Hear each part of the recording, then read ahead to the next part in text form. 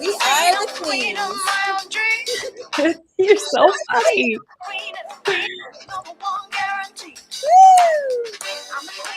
I got to turn this up in my head, in my ears.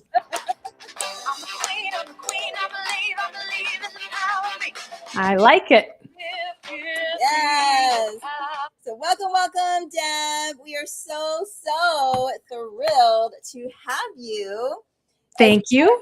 Of the Mom Link, we're so super pumped. We're so happy that you're with us. And I would love, as we get going here, I would just love to know, like, what drew you in to our community? What was it? Was it a masterclass that you attended, or maybe you were on stage somewhere with us, like in Clubhouse or something, and maybe you felt a vibe or an energy? But I would love to hear that. Over to you. Yeah. So I actually found you guys on LinkedIn, of all places, because Clubhouse, maybe during the year of the pandemic or even a little bit after, I kind of played around in some of the rooms there, but I didn't really know too many people. But good Lord, I hear that the Mom Link has a pretty large following over there on Clubhouse. Mm-hmm. So you can better believe I'll start joining those once I get myself acclimated into this new community. But LinkedIn audio rooms, the Mom Link, yes. I signed up for a couple of them, and Crystal allowed me, without even knowing who I was, I just raised my hand and decided to speak. And it's funny, I said, well, I'm still a mom. I have a 16-year-old at home, but I'm a grandma too. Does that count? And then she explained, yeah, the Mom Link is for, yes. Yeah. So it just, the energy seemed very positive and upbeat.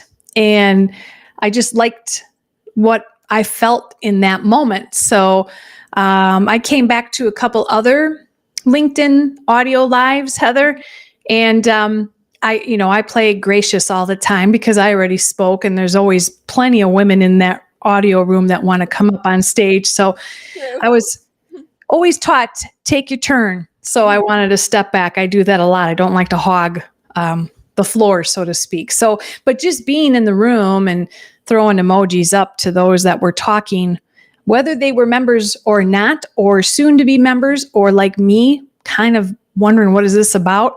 Well, here I am. I am one of the newest Mom Link members, thanks to LinkedIn. And that's my home. That's where I like to hang out. I love it. Well, we're so completely thrilled to have you. We really are. So to get us going, I would love for you to introduce yourself and share your background as a buyer's business acquisition loan consultant, specializing in helping women buy businesses. And I'm going to be learning right alongside everyone else that's listening. Thank you. Yeah. So I am a 30-year former corporate employee. Thank you, everybody. If I had an applause on my iPhone, I'd be playing it right now. Yes, 30 years. And a lot of what I learned in corporate, a lot of it was good, Heather, and a lot of it wasn't so good. But I would say maybe that's been a journey for a lot of people. And for me, I found myself as a woman without a college education, because I came from a very childhood poor background, being an abandoned little girl, and looking for love in all the wrong places because I was abandoned. So the most important people that were to love me were out of my life, which number one was my mom. And then my dad worked all the time, to keep us kids with food on the table. I remember the days of rationalizing our milk. Yeah. We're talking about the real liquid milk. And my parents would buy the box of Carnation, the red and white Carnation box of powdered milk. I remember that. Yep. Mm-hmm. And we would mix powdered milk, 3/4 powdered milk with 1/4 of real milk to rationalize that back in the 70s, because money was tight. Yeah. It's funny. We think interest rates are really high today, which they are in comparison to the last few years. But for those of you that are generations after me, the Gen Xer, when I was a little girl, my dad, who had perfect credit, built a home in a rural area, and his mortgage interest rate was 18% on a home. Really? Yes. Oh, wow. So for any of you out there complaining the rates are high, oh no, they're not. No, not yet. And they could go up, they could go down, but as my daddy taught me, and I never really believed him until I've lived through the decades, roller coaster rides of the market truly are about every 20 to 25 years of up and down. Yeah. And we are in that environment where it's tough right now, and it might get tougher. And I'm hoping we all hang in there. Yes. Once we get over that mountain, then it should be coming to the other side. Yeah. Coming around the mountain when she comes. She comes. She'll be coming around the mountain when she comes. She'll be coming around the mountain. She'll be coming around the mountain. She'll be coming around the mountain when she comes. Woo! So there you go. I don't know where that came from, but it's off. That was fun. Oh my God. Well, I would love to know how your commitment to unity, because we talked a lot about this in diversity offline. So I would love to know how your commitment to unity in diversity and changing the industry narrative influences your approach to supporting women, because I think it's powerful, and I would love for you to share that piece. Yeah. So through my corporate career after graduating high school, I didn't have that college degree, as I talked about earlier. And I worked hard in my very first corporate career job for 18 years. In the 90s, you might remember, Heather, we gave it our all to corporate because we were told by our parents and the baby boomer generation, those employers back then, that is, will take care of you. And back then, they did. Yeah, no, they had a commitment to that. They did. They had a commitment to taking care of employees in the 90s. So why do you think the first job on my resume was for 18 years? Because there was good 401k, health benefits, all of that. Well, over the decades, it's no surprise to all the listeners here that times change and corporate got a taste of more income and profits, and the expenses were getting greater. So the benefits for employees got to be less. And I started my journey in an all male dominated industry. And I asked to get promoted because I was doing the same job as the men, if not more. And I wanted to be promoted. And they told me, no, in the 90s, at that time, they could say, no, we don't promote women to branch manager positions, and you don't have a degree. Yeah. So I stayed positively persistent, which is a character trait of who I am, kept pushing. They knew I wasn't going to go away. So they promoted me. Yep. They promoted me. And her tenacity. That's how you got to have it in this world as a female in a male dominated industry. True. So they did promote me, Heather, and I kicked butt. I kicked all the boys' butts that had degrees and then some. So thank you. Sorry, again, but seriously. And then I started to move to other companies and other banks that I worked for, and it remained male dominated, but the struggle continued to be greater and harder with the same story of being treated less than and dismissed because of being the only woman on these all male teams. Okay. Right. So that leads me to your question, and here's your answer. After 30 years, I had an aha moment back in 2018 that, this isn't going to change unless somebody becomes a voice of reason about women and people of color. Mind you, all of us minorities deserve a fair chance in corporate and also in the industry of acquiring established money-making small businesses with bank financing backed by the SBA. And why I say we need to improve with unity and diversity in corporate America internally, I also witnessed externally our frontline male demographic workers, some of them, some, not all, cherry picking who they wanted to take on as a loan applicant for SBA financing. Wow. And it happens. They claim that, regulations are in place. This doesn't happen. It happens. It's human, right? So in 2018, I started up my business doing the same as what I was doing through corporate America, mentoring and coaching individuals that want to purchase, finance, and establish money-making business.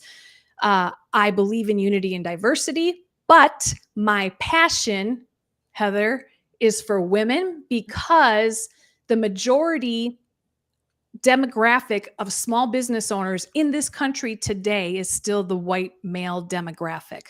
Yeah. So my heart is led to women and people of color to create a level playing field in our country of small business ownership. So the Mom Link spoke loud to me, loud and clear, because the more ladies that we put together with a heart of gold to lift one another up, our voices will be heard. Yes. With that tenacity. We will not be denied. Thank you. No, I love that. I love that. So do you have a recent success story that maybe you could share with us of a woman that maybe successfully bought a business with your guidance? I would love to hear if you have a recent one. I do. I've got success stories, and I have not so success stories in the moment now with a female. But we'll start with the good story. This gal lived in Minneapolis, and she wanted to purchase, finance, an established staffing agency in sunny Florida. Okay. She just broke up with her fiance, so she was kind of bumming. And she had been declined by 3 other direct bank lenders that the business broker referred her to. And the business broker, when they refer you to work with their lenders, they get kickback. They get 2% of the buyer and the borrower's loan amount. So there's reason why brokers refer you to their lenders, because they get commission. Mm-hmm. But the challenge with that is you're only working with 1 or 2 bankers, where I work with all of them. And I'm separate from the broker, but this broker knew who I was, and he knew the tenacity that I carried. And he said, nobody else could find a way to get this deal done, Deb. So go ahead, because I know I'm not going to get a referral fee, the broker said, because I get the referral fee if I help out this buyer, sending it to the bank. The bank that funds it will pay me. That's how I live. Okay. So talking with the gal, her shortfall was the business she was buying. She didn't have enough, what they call, Heather, post-loan closing liquidity, which is personal cash savings after the loan funds. They wanted to make sure that the transaction to purchase, finance this business in Florida wasn't going to drain every penny out of her personal savings. Because as we all grew up, save at least 6 months for personal emergency, right? Yep. Keep that set aside, because if something goes backwards, you're safe. Well, she didn't have that. All the other banks turned her down. And when I looked at her personal financial statement, her assets, she had 2 vehicles, and she's single. And one of the vehicles was a 4x4 Jeep Wrangler, and the other one was a Nissan Sentra. So I asked her, what are you doing with these 2 vehicles? Are you taking them both to Florida? And she said yes. And then she told me she was going to sell the 4x4 in Florida once this loan closes. And I said, why do you need a 4x4 in Florida? And why do you need 2 cars? And she said, well, I'm selling one because my fiance broke up, and I financed that vehicle in his name, and it's almost paid off.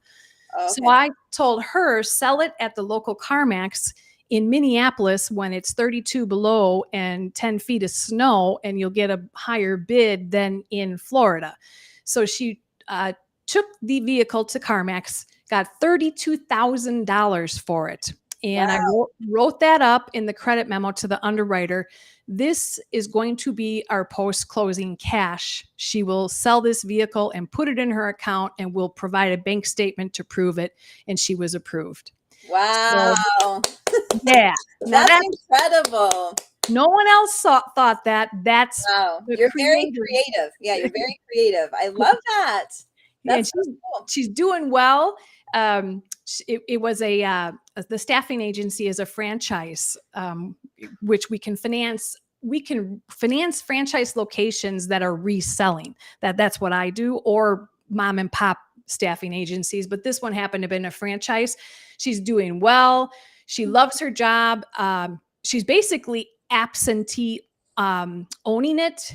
Her first year, she just made sure everything was still going to be as is, except it's a new owner. Mm-hmm. You know what she's doing on the side, on top of making Getting a money? tan.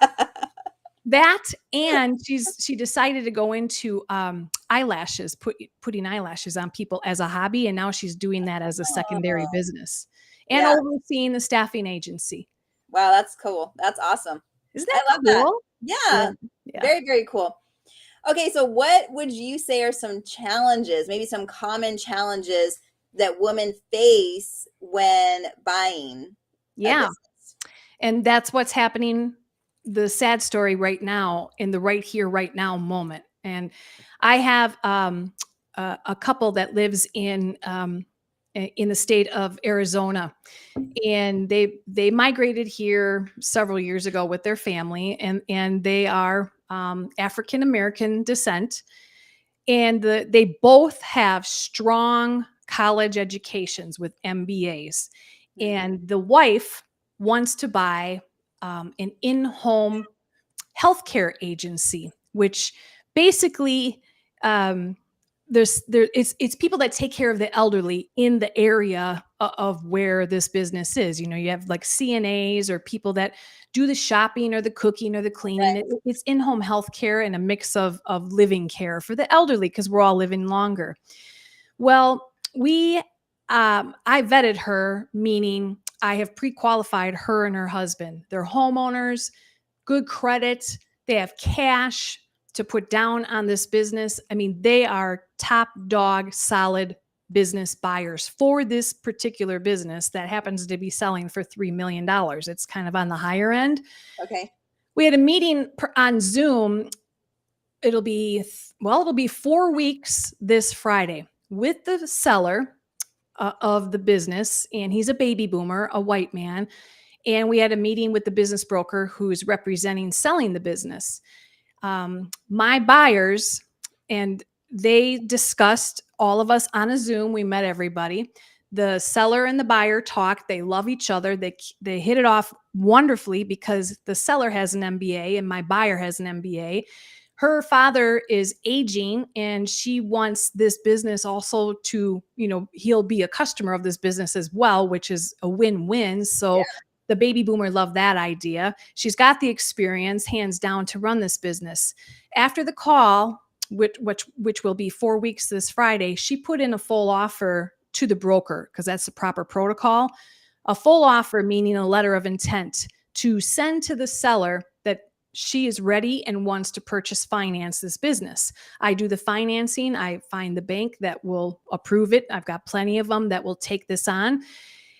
And the seller agreed for the broker to send us all of the financials for me to review, to make sure that everything was filed with the IRS appropriately. And there's enough income historically to show that the price she wants to buy it for, there's enough income to make that SBA loan payment for her. Well, promises after promises from the broker, after the seller said, please send that to my, interested buyer and her lender, and nothing came. So we keep reaching the broker and he's not responding. And then he finally responded and said he forgot and he will, and he never did. He still hasn't. So my buyer, Heather, she called the seller, because they have a good relationship, on her own terms. That's you're not supposed to do that, but she did it on her own. And she sounds like you. Yeah. She's got a little bit of that determination like me. I didn't tell her that. She did it on her own, but good for her, because guess what she found out? What? The business seller didn't even know that there was a full offer by her. He goes, the broker never even told him.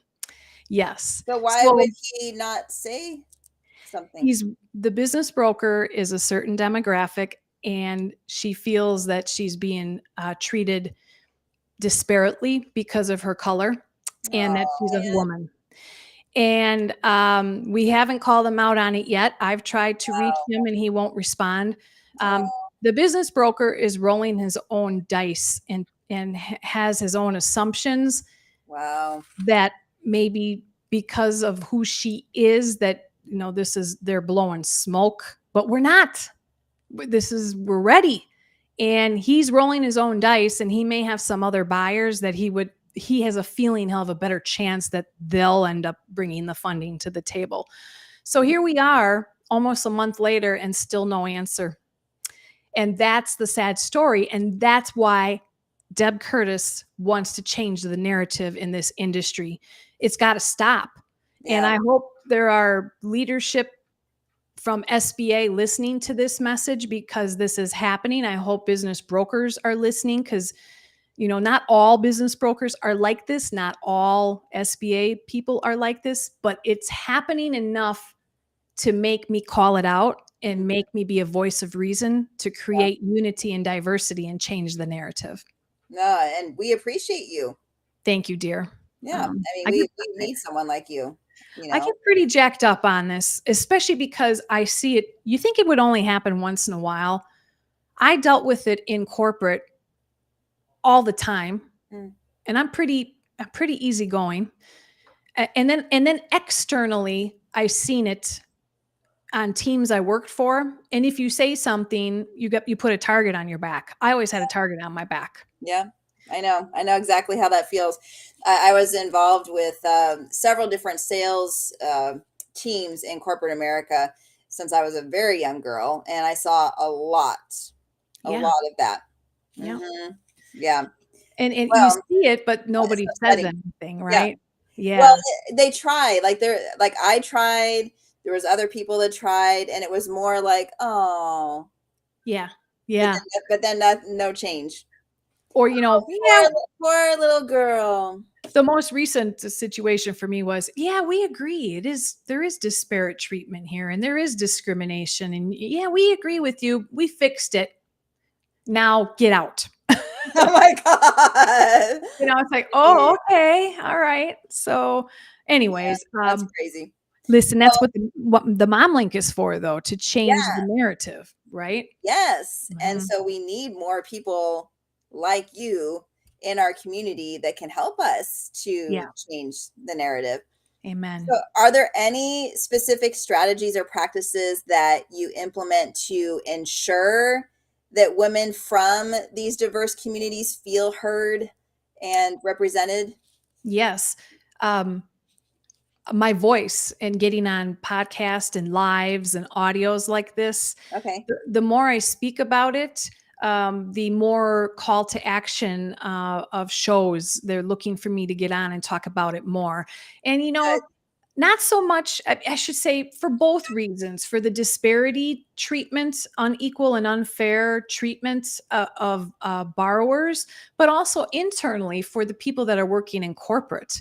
There's kind of two sides of the coin that I experienced. And so being a voice, Heather, and thank you for inviting me as an ambassador for the Mom Link to speak here. And I'm just grateful that you brought me here to this group because I was coming and I just needed a little more reassurance, and you just pumped up my tires a little bit more so I can get it rolling down the river. I'm so glad. So if you guys have a podcast or a stage that Deb could speak on, please reach out to her. You just said you heard her say she's open to that, to using her voice. Yes, so that's great. I'm very passionate, very vulnerable. I call it as it is. I love that. I love that. I love that about you. I mean, I've known you for a while now, but understanding your processes and what you stand for, it just makes me love you even more. Aw, thank you. It wasn't easy. I said this on a podcast show yesterday that everybody remember this, you too, Heather, and anyone listening. The hurts of our past create the solutions today for our business. That's very true. And and we talk about our why, but who is our why attached to? And I always say that. I mean, what's your why? I know Mhm. what my why is, but who is it attached to? And I know who it's attached to. So anyone out there that is hurting, there's probably going to be some opportunity for you to speak about it and or create a business Yeah. about the hurts, because Yep. you're going to talk about it and you're going to create a solution for it. That's how my business started. Amen. Yeah. Right And on. we were sexless for 12 years. So Mhm. we overcame that, and I wrote a See? book and I developed programs and everything. So yeah, no, you're Yeah. absolutely correct. Yeah. You're a good voice of reason there too. And then again, that's another topic that women are just walking around in the culture of silence with, right, Heather? Right. No, exactly. Mm-hmm. Mhm. Very true. And you're Well, opening it how up. do you encourage these women? I mean, I know that you have your voice, but Mhm. how do you encourage these women or possibly people from different cultures to develop their own voice so that now they're able to walk in their own empowerment and be a voice for themselves? Mhm. If you're in corporate America and you're being, treated differently, and you've gone through the parameters to try to get help, don't quit. Mhm. We know our good friend attorney Jack would say, don't quit, because that's what they want to do. Yes, Don't, they do. don't quit. And here is my encouragement to everyone: get your plan B in motion before you quit. So when you do quit, you're ready to rock and roll into that plan B. The days of 1990 are over, when we had to be 100% loyal to corporate. And I get it, because they were so good to us. But Yeah. now the tables are turned. And we as women have to always be thinking about, and men, what is that plan B? And sometimes you even need to see. You just always take action to have that emotion. And if you want to start up a business like you did, Heather, you Mhm. were probably putting in all of this into motion a long time ago, and you built it up to the point where you could exit. Yep. Or if you want to flat out exit, speak to me about acquiring an established business. If you've got credit and you've got cash to put down, it's like buying a home. A first time home buyer, you got to have cash when you buy a house. So perhaps buying an established business that's already working and can pay you a salary to replace the salary you're earning in corporate, and then the profits of the business make your SBA payment, that might be your ticket to exit out of corporate. And then there are some people that will stay in corporate and acquire a business that's absentee owned. Mhm. So, all of that said, just always have your plan B in motion and working on it. And even if it means you're going to leave, this year, or you got a plan for a year from now or 2 years from now, get the plan B in motion. I love it. I'm just looking at your sign back Yeah. there. Does it say driven by God, grit and grace? Yeah. Oh, I God, love it. grit and grace. My little camera's going off here with the two of us, but that's my mantra. I can do Elaborate, all things. elaborate on that, Deb. I would love for you to elaborate. How's your faith and your determination and your grace? Like, how does all of that guide your work as a buyer's business acquisition consultant? Mhm. A lot of through the years and through the experiences personally and externally, seeing what other women and people of color have been going through, the grit and the grace. There have been times that the tears would just fly down my face, leaving corporate America, certain offices, and I would just crank up Christian radio and hear Mhm. God tell me that I am all His, and I am loved, and I can do anything. And those that told me, no, we can't promote you because you're a woman, they were wrong. They Mhm. were wrong. And He told me that. God told me that. And the grace part of the God, grit, and grace is eventually you have to forgive, because if you carry this bitterness inside of you, it's going to eat you alive. So take that grit and turn it into your plan B. and turn it into your business.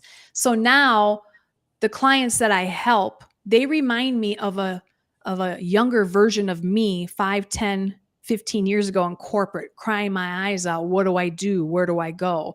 Well, now I help them get to that destination so they don't have to say I'm 30 years former corporate. No, maybe they can say I'm 15 years former corporate and I own my own business and I'm a member of the Mom Link. How about that? Yes. So with the grit and the grace, Love that. all things lead to God, and He knows my heart. He knows when I'm bitter. He knows when I'm sweet. He forgives, so I got to forgive. Or you're bittersweet at the same time. That's right. Like right. Bittersweet chocolate. Yes. Yeah. I love that. Well, I love that you hold those values because I also hold them too, which I love that we have that commonality, and there's so much of that commonality inside the Mom Link. We are, of course, diverse. So there are several different beliefs and how we view God and who we pray to. We accept and love everybody. That's right. And that's the way it always should be. Unity and diversity because we rise together. Yes, and I love it. I love understanding different people's backgrounds and why they chose a certain path and why they're so passionate about it. To me, that's what helps us to rise together is when we can gain the understanding and hear the story behind that. So I love it. So would you say that these values have influenced or do influence your interactions with your potential clients and your clients and maybe the advice that you give to them? Do you bring in the God and the grit and the yeah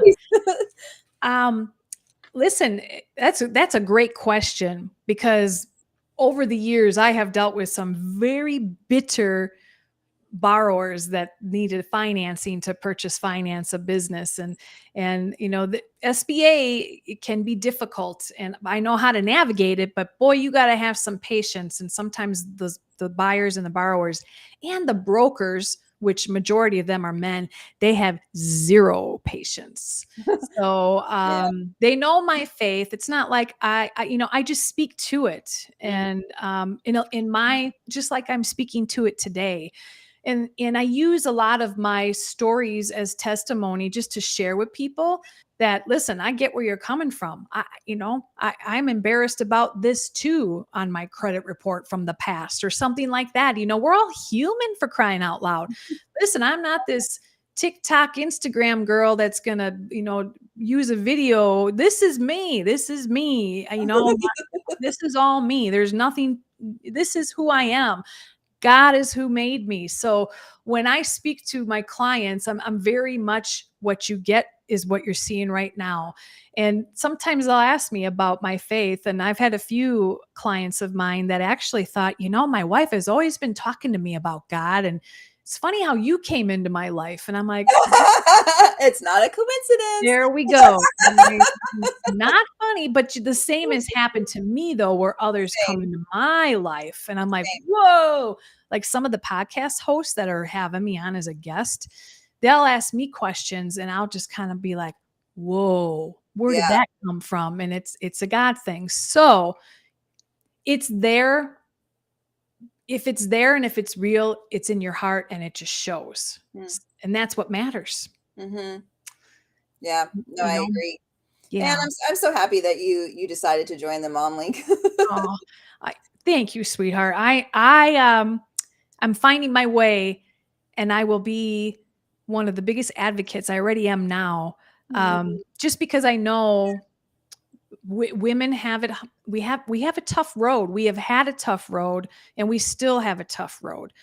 I'm not here to bash any demographic. I'm just here to get us to pull together and see eye to eye and rise above. Yeah. And to use feminine energy and masculine energy, they can really balance each other out when we both decide to be open-minded to each other, I feel. Open-minded and yes, willing to listen. I think we have failed a little bit that we have to speak all the time. Sometimes just listen. I'm learning to pause more before I just give an answer, because I want that answer to really stir up in my heart and come out. Yeah. Yeah, I love that. Mm-hmm. That's awesome. But I am excited for the Mom Link. Let me tell you. Can I just shout out about what this the CRM system? No one really knows about it yet, and I know they're going to announce it more. But I'm still fumbling my way through like the learning process. Yeah, it's like it's a CRM system on steroids, like no other. And here's the thing: I am a mom and a grandma, and I am not technically savvy. Same. So knowing when Crystal showed everything what this CRM system, when you're a member of the Mom Link, can do to support your business, oh my gosh, I'm like, X that off the checklist. Don't have that anymore. Just keep pulling out all these different platforms that I have an ID and a password for. You're not going to need all of that other stuff. It's all in one. So that's really exciting. I'm really excited about that too. Yeah. Well, this has been fun. This has been super fun. So for viewers who resonate with your message and would like to work with you to buy a business, what is the best way for them to get in touch with you? And share your platforms where you are. Yeah. So my website is debcurtis.com. Okay. Just as is. My email is deb@debcurtis.com.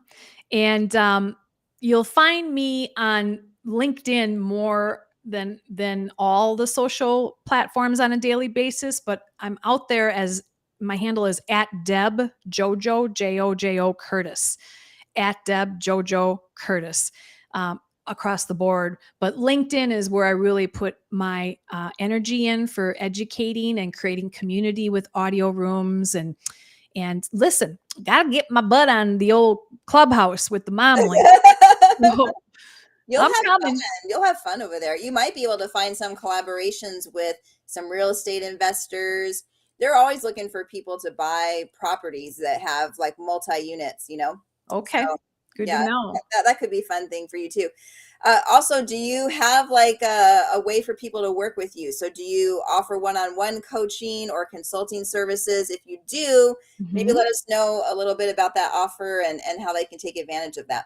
You bet. So right now I offer one-on-one consulting, which takes you from pre-qualification. I review a short package that you provide to me to make sure that you as a business buyer are pre-qualified for the SBA and the bank financing with your credit and your cash available for a down payment. It's just like buying a house. You're buying a business. So once I get you pre-qualified, then you engage me for an engagement fee. And depending upon the buyer, if they own other businesses or what that all looks like, the engagement fee varies on the time that it's going to take for me to work with you from start, meaning getting you pre-qualified, to actually finding the business that you're going to buy. And that can take months because we want to make sure the business is something that you desire as the business buyer, and that it's going to be a business that the underwriter feels you will easily transition in as the new owner. So it takes some time there. And then once the package, we got the buyer and the seller package and we put it together, then I go to market and search through all the different banks and non-bank lenders that I'm affiliated with to obtain a final credit approval. And once the commitment letter is delivered, you are assigned to that bank's closing department and you're on your way to funding. So yeah, all in, the fastest ones I've done have been 45 to 60 days. I have others that can take a year because we haven't found the right business that the buyer wants yet. So you ever get somebody that comes to you and they're like, I want to do this, but I don't know what kind of business I would want to own? Oh yeah, I help them with that. So I'm glad you asked that question, Heather, because I am working on putting together a community with a minimal membership fee, and the community will put in aspiring business buyers, whether it's 6 months from now, a year from now, 2 years from now, you're going to go into this community and I'm going to have a pathway to success to get you pre-qualified all the way to the end.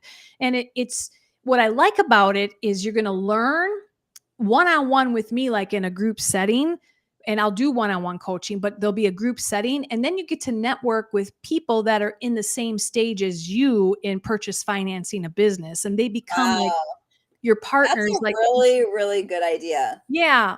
I like even want to add to the community. Once I get the buyer side kicked off, I want to add a seller side because I know what sellers need to do to be qualified to sell their business.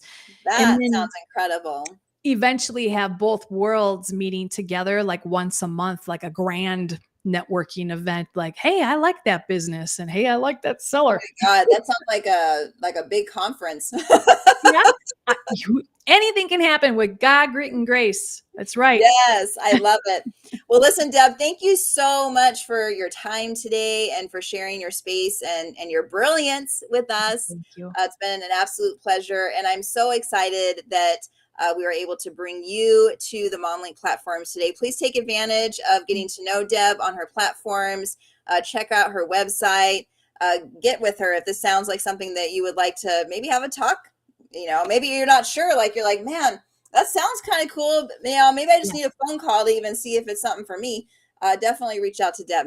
You are a sweetheart, an ambassador for the MomLink and the hostess with the mostest.